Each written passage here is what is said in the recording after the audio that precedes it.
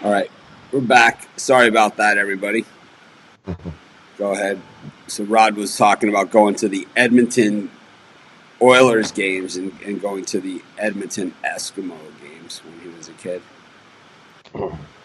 But I remember and that was the time that the Oilers were winning the Stanley Cup. The Eskimos, you watching Warren Moon as a quarterback, hucking the ball and winning the Grey Cup. Like these are my memories. I was a CFL big guy, like huge. CFL and NHL were my favorite sports, and baseball. Baseball in Edmonton, they had a team called the Edmonton Trappers, and it was a farm team of that I think is what. And I got to watch. Devon White, big baseball player, used to play for the Trappers. You used to see all these guys before they made it to the big leagues playing for the Edmonton Trappers. I remember Dad taking me. We'd go sit there in a lawn chair when it was first 500 people through the gate. You get a free jersey, and Dad would be there. We'd have lawn chairs sitting there at the front gate. 5 hours. I'm like, we're the only one here, Dad. You think we're a little early? So my love of sports, I grew up with it. Saturday nights was hockey. We'd sit around, me and my dad, watching hockey, or we'd be at the game. We'd go to golf tournaments. Gretzky would put on a golf tournament. Dad would take me to those. Autograph signing sessions when I was younger got me all hooked on sports. And it was a way to get away where you could just forget the world for 3 hours and get enthralled in the game.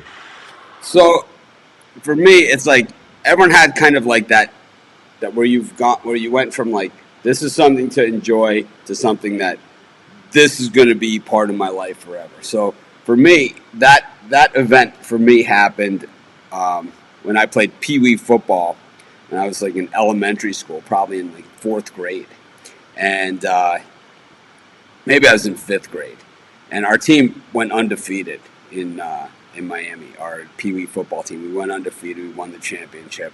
We did all that stuff, and because of that, we got to play at halftime of a Miami Florida State game. This was one of the like kind of a throw-in thing, you know. We just like never even thought about anything at the time, and I had never really, though we had seen the '72 Dolphins and all that stuff had already happened. Um, it was a big moment for us because we had a good team. We'd won we won every game. We'd swept the table. And we had guys that went on later. Even though it was much later on, went on and had great college careers, and also guys that went on to be on the U.S. Olympic soccer team. Other things than that. We had sons of NFL football players on our team. We had a pretty stacked team back then. But basically, um, I remember, I remember, I remember a play during our game where our running back broke away for a run, and to hear the roar of the Orange Bowl Stadium, and I was like, "This is really cool." And as I got older, I realized that professional sports was probably not in my future, but it didn't mean that I didn't have to get that I couldn't be involved in sports. So as I went on all the way through, as I got older and older, I only became more involved in sports, and I only became instead of just going to the college football games and the NFL football games. Now I was going to the high school games, and beyond the high school games, I started going to the JV games. I watch all the games, and once again, I was in an area of the world and of the country where the best players were. So when these players were going to the NFL and were playing in college, I had seen them at the JV level, you know, in high school. So I knew who the good players were, and it's like that knowledge, all of a sudden, most of the world doesn't know who these guys are. What I figured out is that most of the world doesn't know who these players are. You know, I know their parents, because I'm the only one at the game, right? And all of a sudden, this is translating into where people are seeing me as a resource, right? They see me as a resource. It's like, wow, how did you know that? How did you know that? You know, because I've seen him play since he was 15 years old, and he's been doing the same thing the whole time. You know, no matter what level he's been at. You know, and you know sometimes you see guys that are great at that age, and most of the time when you see a player at that age that doesn't make it at the next level, especially in football, and in baseball you see it too, but in football especially, is because they were overplayed at that young age, where they just gave it all, you know, 110% all the time, and their body just didn't hold up. So it's like guys that were injured before it even ever happened for them. And you see it in baseball too, guys that throw out their arm before it ever even happens for them. So Chris, when was that where you went from fan and interested? What was that? For me, it was that Miami Florida State game, and it was that one play where our running back took it around the end, he was gone, you know, down the Orange Bowl field on the old AstroTurf field, you know, gone. And the stadium is going crazy. I mean, 76,000 people. We're going from playing in front of our parents to playing in front of 76,000. It was insanity. Well, for me, I mean, mine's not Orange Bowl level, but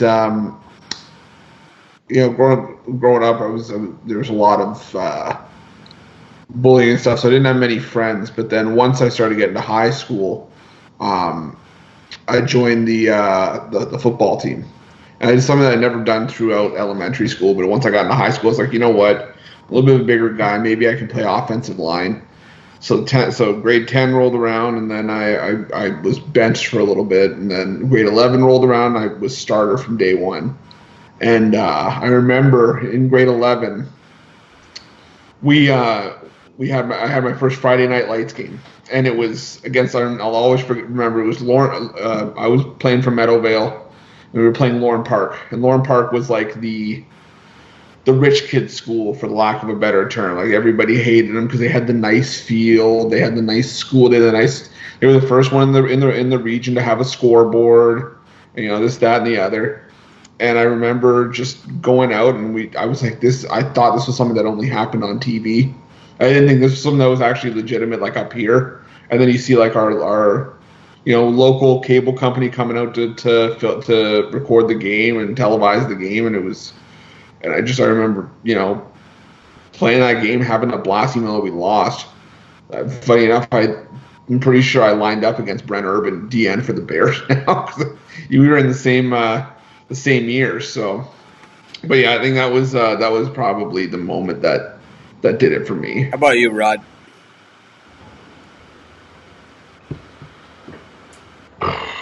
For me, like, if you could, it's hard to nail it down because it's like, you know, obviously, you know, from your story, from what you told us, it's like, you saw Gretzky, you saw all these things, you know, was there a game, like, you know, where like something happened, all of a sudden the switch just went on, you know?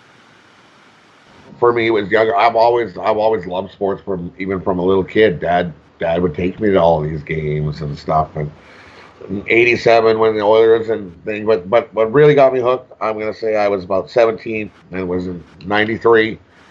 I was in Hamilton for a cooking competition in high school, for Canadian skills competition they called it. And I had won in Alberta, so I got sent to Hamilton to compete against all the other Canadian cooking people at a competition in Hamilton. Well, Game 7.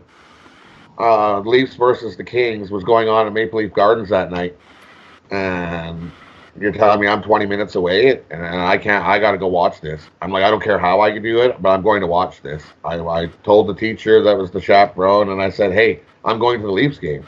And she's like, well, I don't want you to go alone. Well, find someone to take with you. I'm like, oh, okay, well, then that should be pretty easy. It should be easy to find somebody else to take with me. Well, nobody wanted to go with me. Well, I wasn't getting stopped. So I hopped on the GO train, and I went to the game. I bought a ticket from the scalper, and I went and watched the game by myself. Game 7, Leafs, Kings. winner goes to the Stanley Cup against Montreal. That did it for. I was hooked. Never forget that experience being actually in Maple Leaf Gardens watching the Maple Leafs. That was probably the first that I really became a Leaf fan too. Because before that, I was an Oilers fan. So, what's the best game that you ever went to live? Like, what are the best games? Like, if you could name your top 5 games, or like a game from a different sport. What are your top 3, 4? Like, what are the big ones? Like when you say, "Man, I was at that game." What are your games? Like Steve Monahan always says, Game 6, 1987. It's like it's like. For me, it was that one right there. Game 7, Maple Leaf Garden, Leafs versus Gretzky, and of course Gretzky wins. Another one. It had to be Grey Cups. See, I was big into the CFL, watching the Eskimos win a Grey Cup at home. Nothing beats that. Yeah. When your home team wins the championship and you're at the game in Old Rexall Place, and you're at the game. That's the best. That is the best. And mine is similar. For me, January 1st, 1984, Miami versus Nebraska, 19.5-point underdogs, and Bernie Kosar leads the Hurricanes to the win. Kenny Calhoun knocks down the 2-point conversion, and Miami is national champions. Like, out of nowhere, preseason, unranked, number 4 ranked heading into New Year's Day. Like, all these events have to happen for them to, even have a chance. And the chips are all falling into place all day long. And, Georgia and Texas tie, and Michigan loses, and everything, everything that needs to happen happens. And then all of a sudden, it's Miami and Nebraska at the Orange Bowl, of all places, where we'd seen it all before. And, 19.5-point dogs. And the weird thing about that game is that I went with, same guys that I'd gone to games with for years and years and years, first with our parents and then just us. And, there was never a doubt in any of our mind that we were going to win that game. Like, we never thought of ourselves as 19.5-point dogs in that game. We knew we were going to win that game. This was our night, And we made a bet before the game, and this is one of my favorite things in all of sports is we made a bet before the game that after we win, we didn't say if we win, we said after we win, the winner, one of us, whoever can pat Howard Schnellenberger, who was the coach of the Hurricanes, and whoever pats Howard Schnellenberger on the back after the game, everybody has to buy that person a case of beer. So we're driving back. There's Kenny Calhoun knocks down the pass. There's 30 seconds left to go in the game, and we're all sitting together. We're in the Nebraska section, and we're all looking at each other. And all of a sudden, it's like they line up for the kickoff, and it's boom, game on. The dead sprint for the field.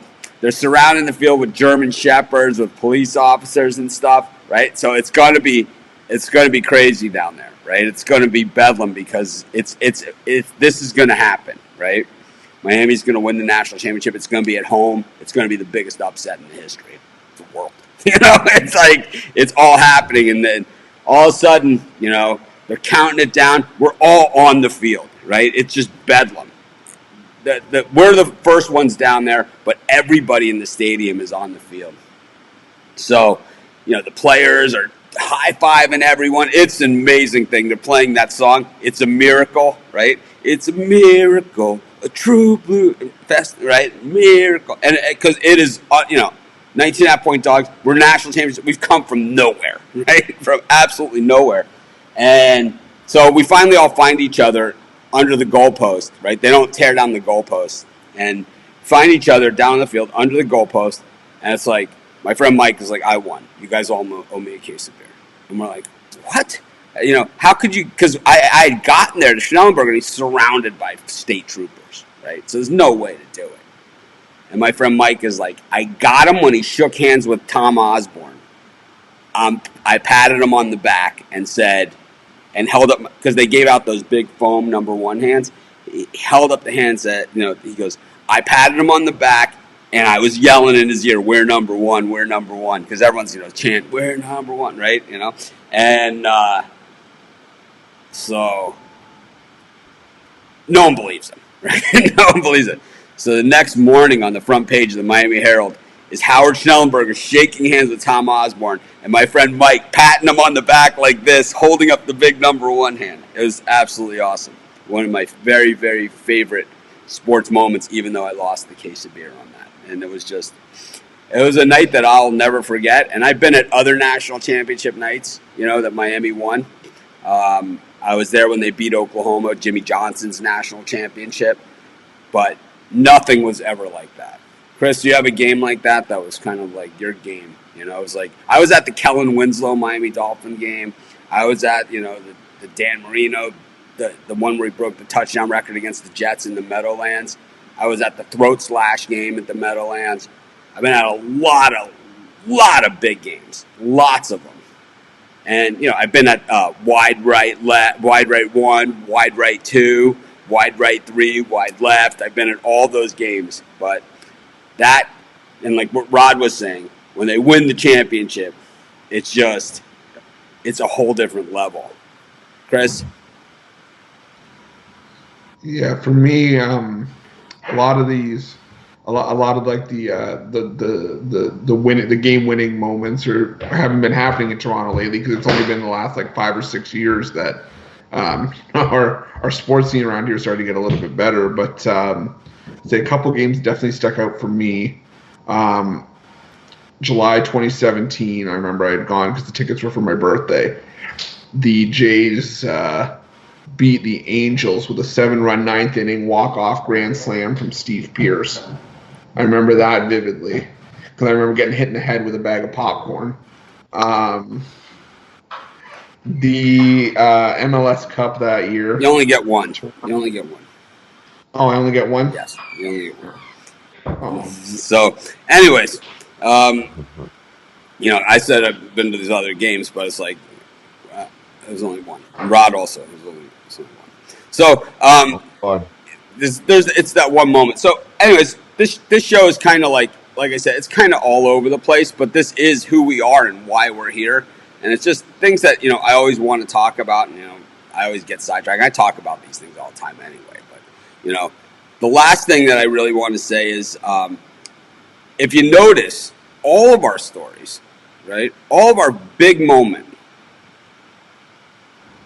these all happen with the teams that we're at the end of the day, we're fans, right? It's like we love betting on sports. We love all that stuff. And, we're going to talk about betting on sports more tomorrow and, beyond. We got plenty of time to talk about betting on sports and, why we bet on sports is going to be tomorrow's topic. But the thing that I really can't emphasize enough, and I know a lot of people, they ask me, and I touched on this before, how do you get involved in this? How do you get involved in doing sports for a living and this? And some people are just, they don't even ask. They're just jealous, right? These are the haters, right? It's like, Mitch gets to talk about sports and give out picks. It's like, he got a game wrong. He's a scam. It's like, why do they let this guy go on? He's a scam. It's like, yes, we're giving away free picks, waking up at 4 o'clock in the morning to do a live show every day, 365 days a year with no excuses, and writing, 2,600 articles a month of free content on our website. Yes, it's all a big scam. It's free because it's free, right? I'm missing that part. But I think that at the end of the day, when you hear this, right, every story that we heard here was about our team. And I think that is the common bond. And that's why what differentiates us as sports fans then from some of these other sites and some of these other people out there.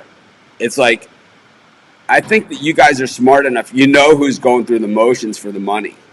And you know who's doing it because they love it and because they believe in it. And I think that's part of what makes us better at it than almost everybody else out there. There are other people that are good, but it's like, it's hard for somebody to get excited about that Kansas City Chiefs win if they didn't grow up a Chiefs fan. You know, it's not the same. You can be excited and you can be a fan. And you could say, I knew they were going to win. And you could bet 10 grand on them and be excited about it. And you could do all those things. But there's nothing like being a fan of that team and then winning, because when I first started, it used to be called the College Football Place. So I'm just some guy that just started a website, right? At the time. But,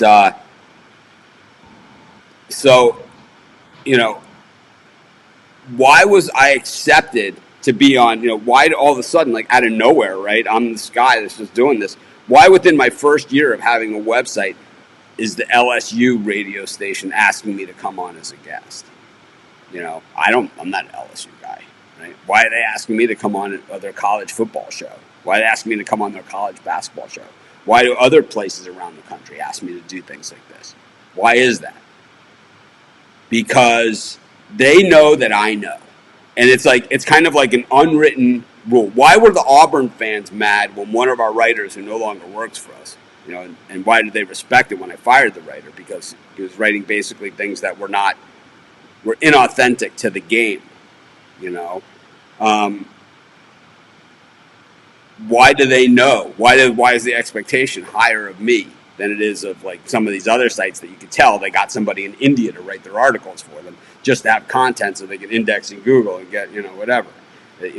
Why is our fan base rabid, while the other fan base is just people that visit the website, right? Why what's the difference? And the difference is that because we don't just attract the sports betting crowd, we also attract the sports crowd.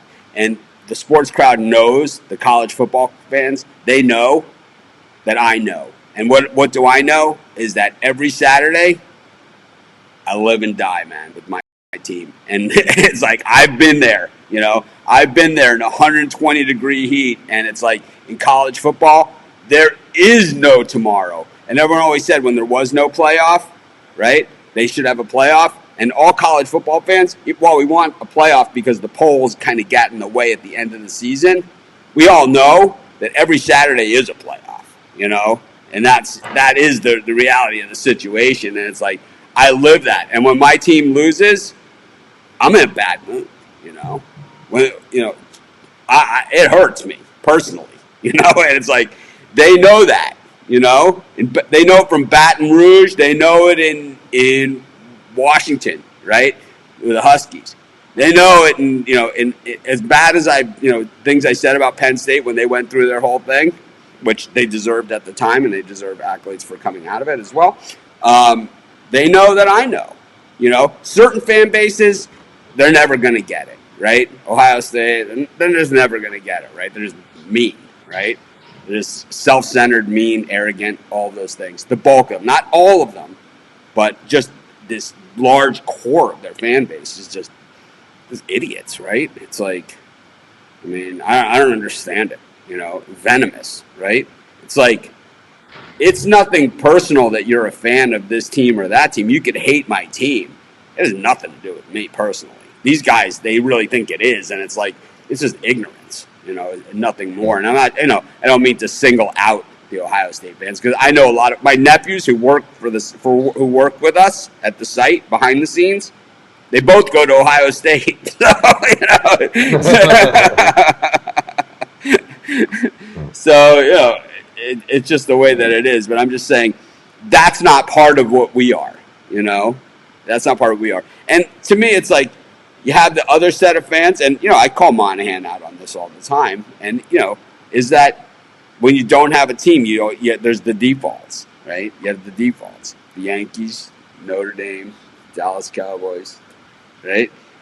And these are all Monahan's teams. I hate those teams. Yeah, exactly. Exactly, because these are the bandwagon teams, right? These are the bandwagon teams. It's like, it's one thing if you're a Golden State Warrior fan for the last 20 years. It's another thing like, I love Curry, It's like, so when if they trade Curry or he doesn't play, you no longer like the Warriors. All of a sudden, you're a Bucks fan. I love the freak. It's like, the same thing. It's like, do I think that Tom Brady's a winner? Yes, but my hatred for the Patriots doesn't allow me to say that he's the greatest of all time. Just like a Patriots fan would never say that Dan Marino has the best, quickest release and best, is the best pure passer of all time. They would never say it. It's just they're not allowed to. They might think it. They might say, "Man, that Dan Marino killed us." Whatever. But it's like, for me, it's like, I acted like when Kenyon Drake took the pitch and ran it in for the touchdown. I acted like we had it all the way, right? It's like I said it on the show. We had it all the way. I showed the picture of that they sent me, the Dolphins, right? It's like we had it all the way, and that's kind of like it is part of the being the fan thing. So, Chris, what do you think the difference is? Like, it's that authenticity level, right? Of like being a real fan of a team. And I'm not saying that everybody, a lot of people come from areas of the country where they don't have a team. Like me, for hockey, I didn't come from an area where we had a team. We didn't have a team. So I've bounced, I've bounced from teams, When I was a kid, I liked the Montreal Canadiens because that's all they showed on TV. Ken Dryden, Guy Lafleur, right? It was whatever. Now it's like when I realized, now once I got past 10 years old and I realized, God, how could I possibly root for these guys? Then it moved on to bigger and better things like the Red Wings, and the Blackhawks. And it's like when I lived in Chicago, it was easy for me to adopt the home team as my team because I didn't really have any allegiance to anybody else. I do like the Red Wings, and I know they're rivals with the Blackhawks, but I don't have that, and I'm not going to sit here, and this is how these guys ended up on the show, right? Because I'm not going to sit here and claim to be an expert or anything about hockey at all, right? I don't even have a team. I might be a Blackhawks fan, or, I may be happy when the Blackhawks win. I went to the victory parade. I showed the video back then on the site of me at the parade with Kane, right? Me and Patrick Kane. That's back when he was a real wild man. I think he's probably chilled a little bit since then. I've seen lots of Blackhawk games. Lots of Blackhawk games against the Oilers because my dad was a Blackhawks fan. He'd go to the Oilers. I'm like, Dad, you can't wear that Blackhawks jersey to the Oilers game. He's like, why not? Oh yeah, Blackhawks. my profile picture on Facebook and in general that I used to use for everywhere used to be me wearing my White Sox shirt in front of the scoreboard at Wrigley. In the bleachers. That was my thing. But Chris, you want to wrap it up, talking about the bandwagon fans a little bit, and what do you think? You know what? It's I'm okay with both sides of the coin. Like, okay, if you want to start supporting our team, everybody's got to start somewhere. It's not ideal that maybe you don't have much of a case or much credibility if you're joining the Raptors fandom after they win the title. But, I also see the other side where it's just like people are like, well, where were you during the bad times? Where were you during the... Because it's that pain and suffering. The way that I always see it is that when you're celebrating that victory, it's not, hooray, we won. It's a culmination. Like when the Eagles won the Super Bowl, I'm not an Eagles fan, and, they're not my team, but I can understand the elation of the years of pain and suffering that fan base went through for that one moment of joy. And the same thing with the Chiefs, who had won before, but it's been a long time, and when the Dolphins do it, which they eventually will, it's been a long time. It's been a long time, man. Before, it was like they made the playoffs every year, but now it's like it's been a long time. So, you're right, Chris. I mean, everyone's got to start somewhere. If you don't have a team, like I didn't have a team, you got to start somewhere. But it's like, I could hardly, even when the Blackhawks won those championships, I was more excited to stick it in my face that we're friends of the teams that they beat than it was for the, for the actual Yeah. Hawks. And I was happy for the city of Chicago because I love Chicago. And, I loved living in Chicago. I loved being a resident of the city of Chicago. And I loved the Chicago sports fans, except for the Cub fans. And well, the thing is that in Chicago, the Cubs fans, what you find at Wrigley is that half the fans are not even from Chicago, so it's like, it's not really the same, but it's like the Bears and the Blackhawks and the Bulls, I mean, people like the Cubs, and, Sox is a different crowd. But, Rod, what do you think about these bandwagon fans? As long as they're on our bandwagon, I mean, I don't know. That's what we've always said. In hockey, in hockey, it's different because we're up here in Canada. If you're up here in Canada, and you're a diehard Leafs fan. Okay, well, the Leafs aren't in the playoffs. The only team left is Montreal. So what are you going to do? We want the cup in Canada, so you're going to cheer for Montreal. I'll be a bandwagon jumper and cheer for Montreal as much as I hate Montreal. I'd rather Montreal win it than a States team. Right? I'm on the other side. That sort of thing. I don't want Montreal to win it. Just for example, like say Calgary. I hate Calgary. I really hate Calgary. But Calgary was playing Florida in the Stanley Cup. I was rooting for Calgary. I'm not rooting for Florida. So but you got to be a fan of your team and stick by them to get that feeling, like you say, of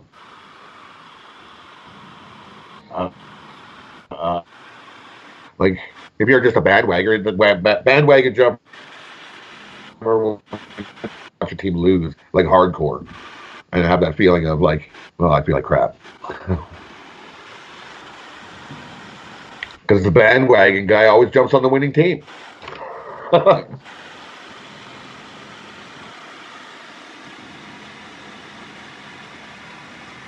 All right, well, I think we've covered a lot of ground here.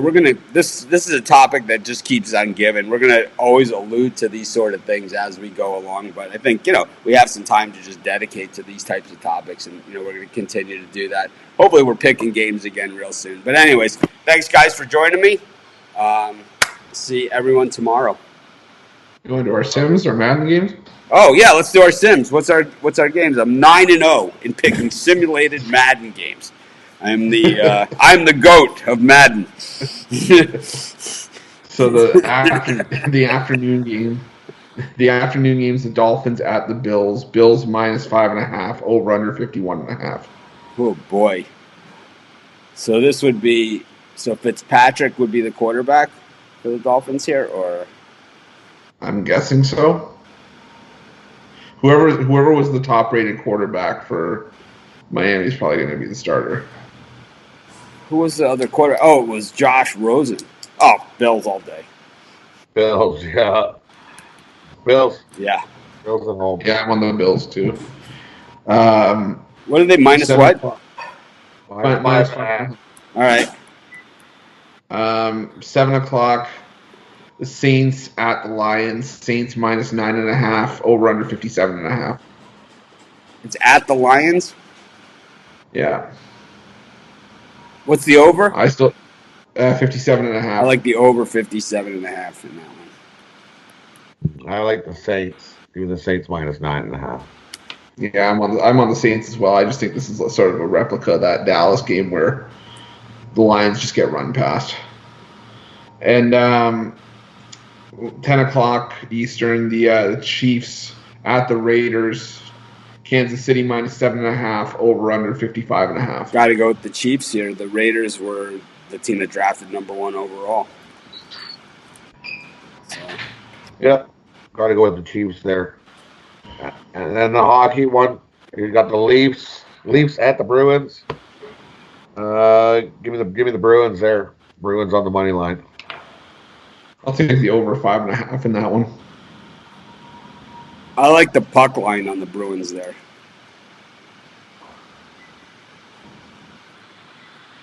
Nice plus 155 there. Yeah, I'll take the Bruins on the puck line. All right. So there we go. See if I can keep my Madden streak alive, or sim game streak alive. Perfect 9-0 to start. I've never seen one game of it, but Hey, whatever it takes. I think even the Lucky Penny won yesterday, right? Yeah, the penny had the Cardinals. Or sorry, the 49ers. At the 49ers, yeah. All right, everyone. Thanks for joining us. All right. Oh, shit.